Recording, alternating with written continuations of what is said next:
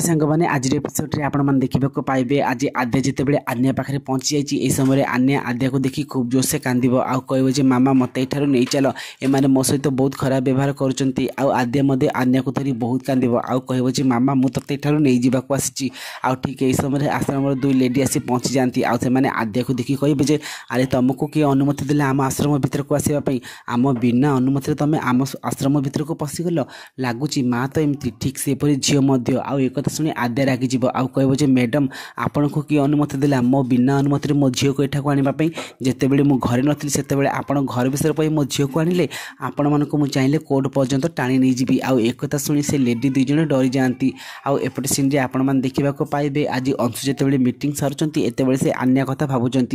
आउ से आन्या को कॉल करने माँ